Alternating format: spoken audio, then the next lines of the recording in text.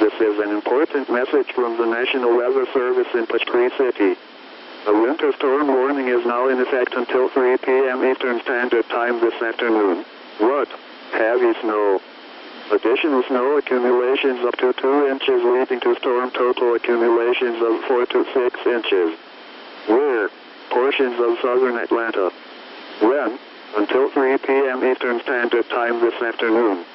Impacts. Plan on slippery road conditions. The hazardous conditions could impact the Sunday afternoon commute. Additional details. Snowfall will persist through around daybreak Sunday afternoon. Exceptional cold and blowing snow will further add to the danger of travel overnight. If you must travel, keep an extra flashlight, food, and water in your vehicle in case of an emergency.